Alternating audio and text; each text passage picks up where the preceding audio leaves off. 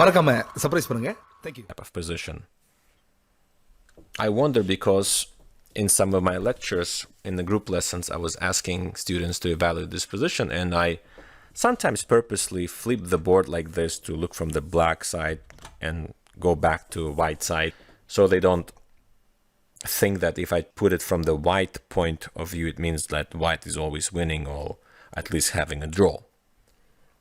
In reality, here I got different answers. Of course, I heard things like white is better, I heard things like black is better, and I thought, I don't know, probably equal, all kind of answers in this position. Because I guess it's not easy to understand sometimes a true evaluation of the position, and even strong grandmasters sometimes cannot evaluate precisely. I'm not talking maybe about this position. I think for this position, grandmasters would be able to quickly identify who is better and who is playing for win here. In any case, let's test your skills. Let's test your practical endgame skills. Give yourself 3 to 4 minutes and come up with the first few moves. Just a short plan. No need to calculate it all the way till the end. I don't think it's possible because precision is not obvious here. So go ahead. I want you to calculate 3 to 4 moves deep and spend 3 to 4 minutes. Go ahead and pause the video now. All right, we're back. Let's evaluate position first. 5 pawns versus 5 pawns. Our pawns are all connected. We have only one pawn island and black has 2 pawn islands. They have a pass pawn. White almost have a pass pawn. This pawn is called candidate to promotion. It's not passed because there's an enemy, but with the support of this pawn, it's kind of ready to be passed. The question is when to push it, how to push it, and should we push it? I'm sure you know about fundamental things like activity. You know, if I would write piece activity here, then you would probably just like immediately use the king and rook, and together they try to put pieces on the best positions, and that would be your calculation. But that would maybe mislead you to find the correct continuation. For sure, we should start with the check, because that throws away the king further. After king g7, the first task is to force black's king as far away as possible. I think if you found this move, this is pretty easy. There's nothing exciting or amazing about it. I think it starts right here.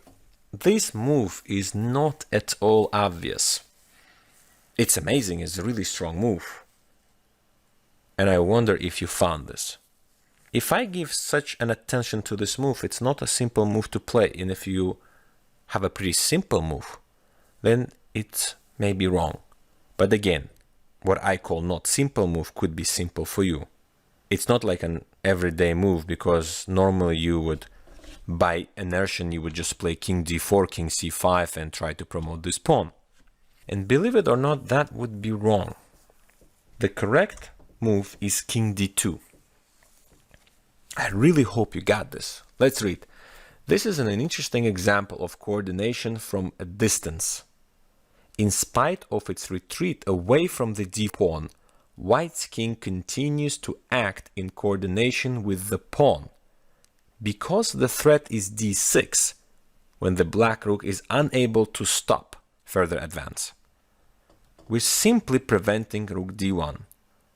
We're kind of within this reach of the pawn. Black king cannot help. And the only way to help is to actually play rook a4. Let's take a look a bit on what happens if white plays king d4, and why is it not the same as king d2. We can immediately establish that when we play king d2, we're creating a threat, d6 and inevitable queen promotion. We force black to find rook a4. Here, with immediate king d4, black is not forced to do anything. Let's just try to play this out and play a4. If, let's say, rook a8, I play a3, and soon we establish that the white king can't really hide from a2 and a check and a promotion. If, let's say, I do something like d6, here, here, we're not going to give check right now. We're just going to play a2. If d7, we just skewer and take the pawn. And if king c3 trying to reach up to b2 square, we can just go rook d1, or probably even better, give this check first, and after king b2, then go rook d1.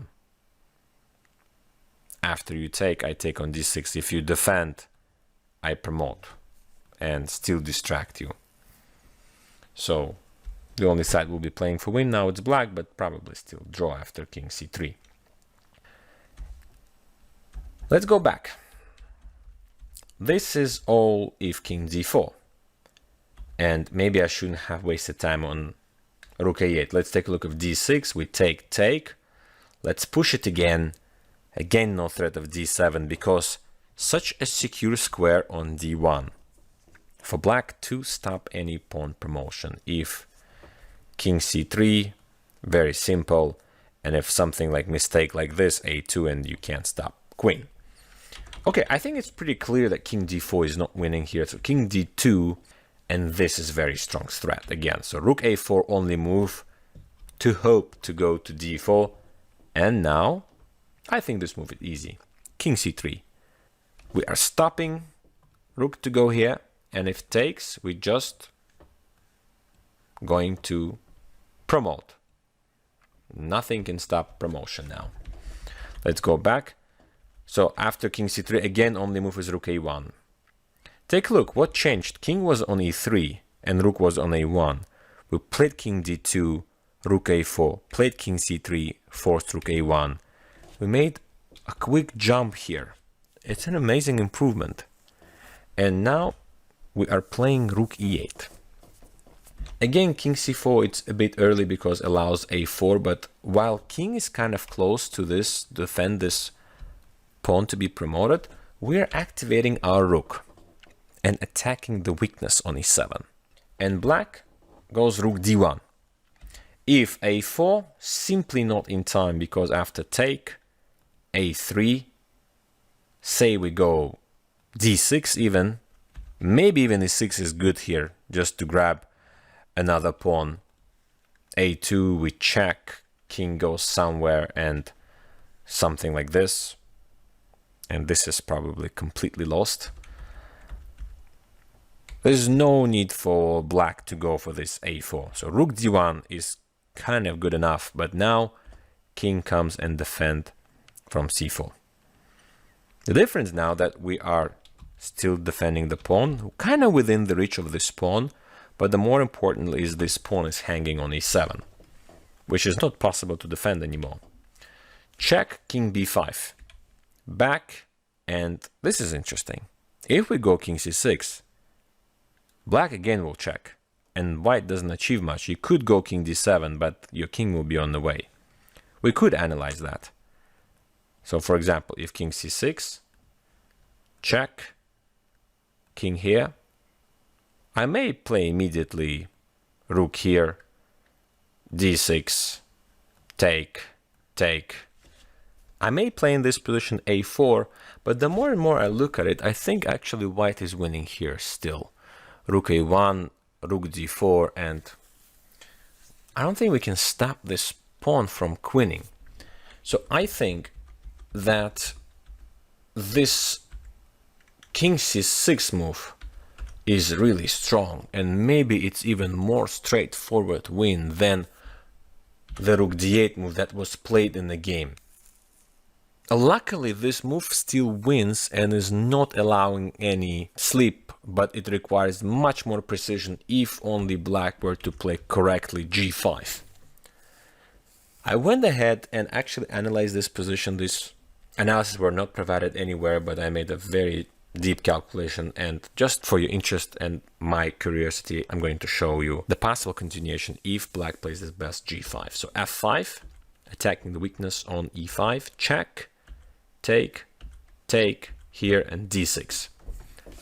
No king e6 because rook skewer, so rook goes to d1, king c6, check, king d7, a4. And as you can see, this position is a worse version of what we could have gone when we would immediately play king c6 right here.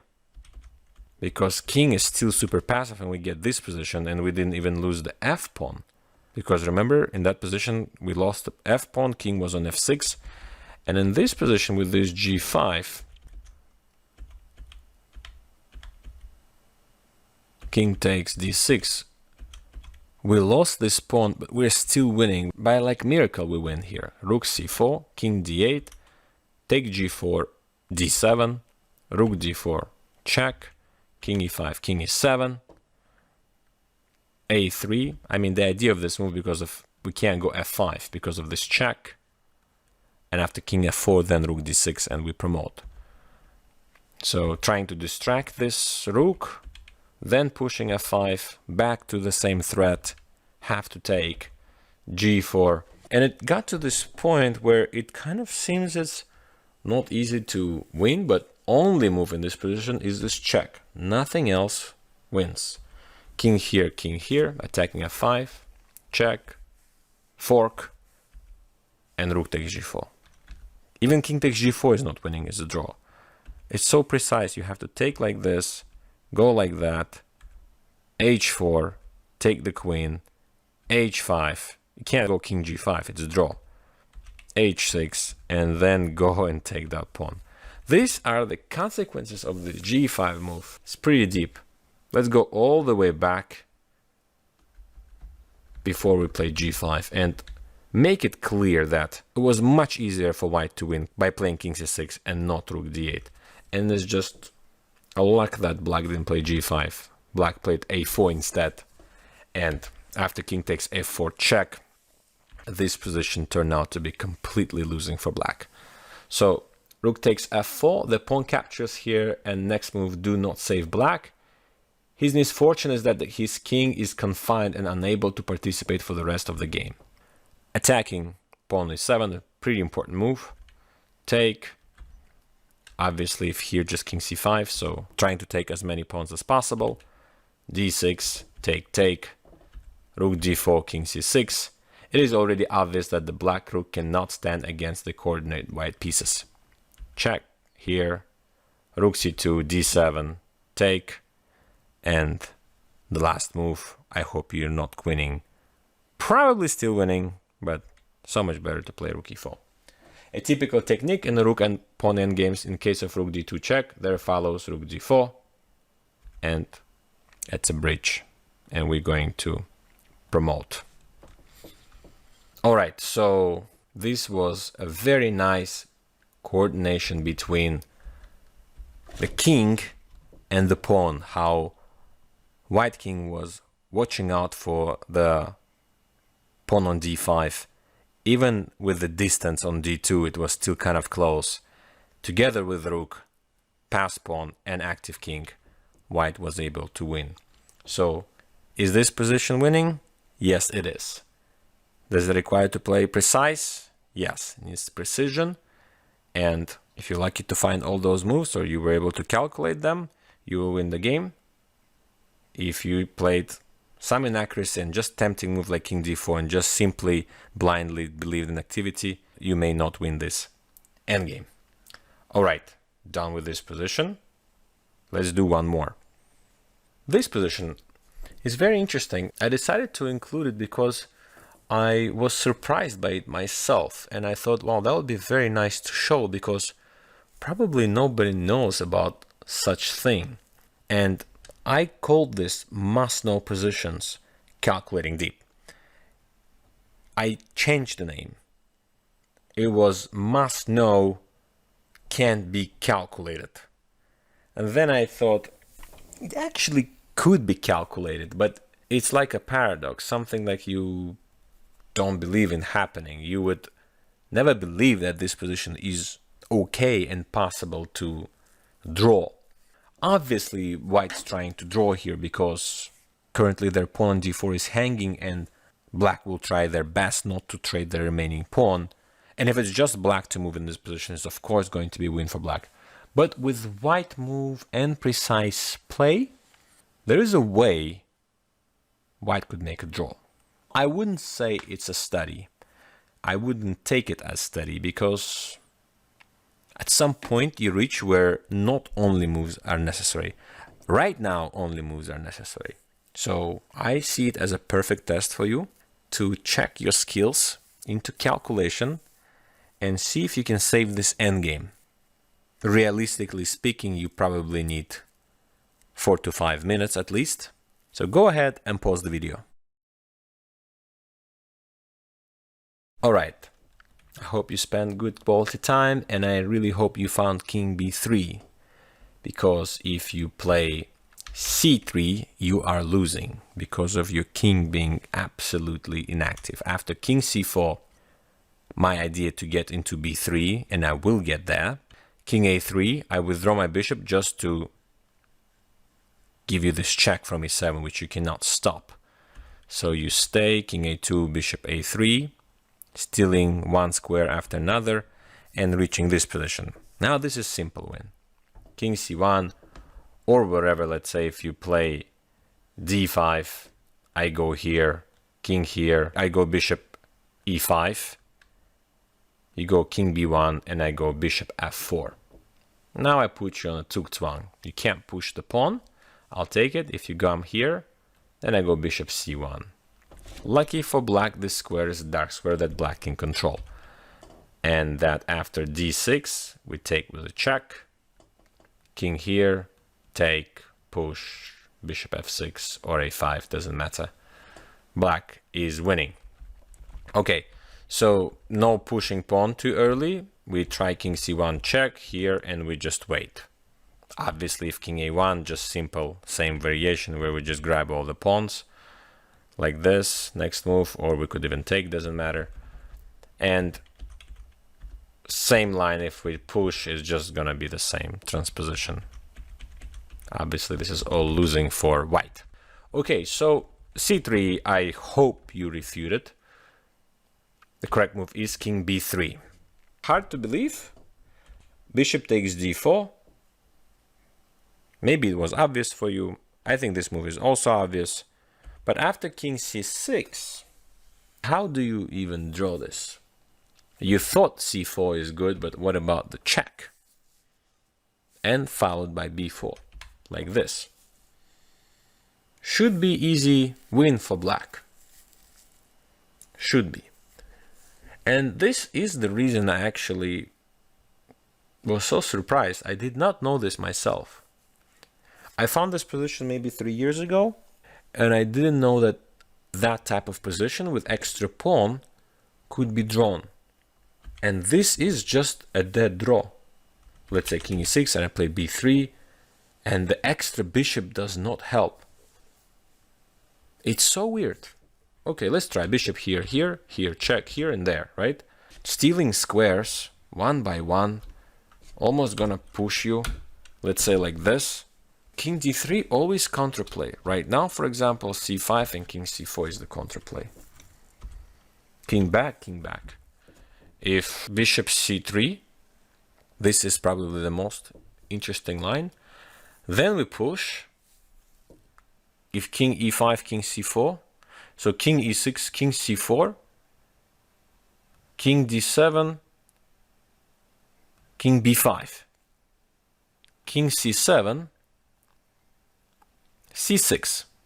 It's so weird, but still can't win because can't prevent white from playing back and forth. Black bishop can never control c5 square. Anytime it controls the c5 square, it drops the pawn. Anything you do, like king d8, I just stay. You come here, I just stay. You come here, I just stay. You wait, I just stay. Just no progress. That's a draw. It's weird, yes. Let's go back. Let's see another attempts here. King f5, king here, king back, king here, bishop waiting, king f4. So important that this and white king controls this. Every time white want to control one of these squares. And at the moment when we lose control, in this position, The bishop is on the way. Weird. Bishop here, king back. King here, still controlling e5. Here, here, here, here. And just no progress. You can play this for hours, but no way to win. Let's go back. What else was possible there? I skipped on this move where black could play b3, and after king d3, maybe bishop b4. But now king d4. This one is also surprisingly is not winning. Well, bishop has to guard c3. So this diagonal. So king c6. I just push. I just want to get here. And it seems like you achieved the goal by preventing me to go here. Right at that moment I have super good move, c6. You can't take because king c4. Bishop d6. I attack the pawn, king a4 and king c4. And this is also a draw. You wait, I wait, basically. No progress will happen. You wait, I wait. You attack my pawn, you can take it. Problem is just nothing black could do with this bishop. Let's go back. I wanted to show you that such obvious positions like this, which a lot of people probably would be thinking that's winning, in reality actually drawn. So instead of assuming that some positions are just like winning, it's very important to check precisely whether it's really winning or just you feel like it's winning. I myself did it a million times like this. Seems like it's winning. In my game, I think I would be assuming here that I already won the game with black. And probably my opponent would think that he is lost and maybe here even resign without realizing this is actually a draw.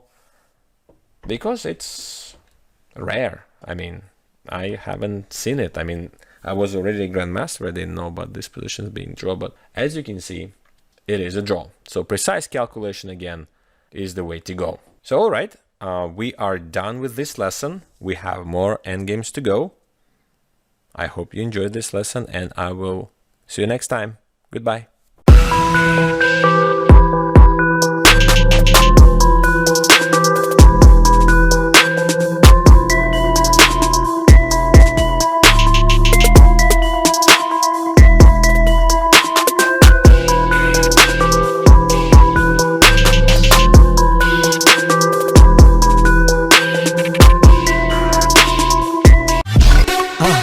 மறக்காம surprise பண்ணுங்க.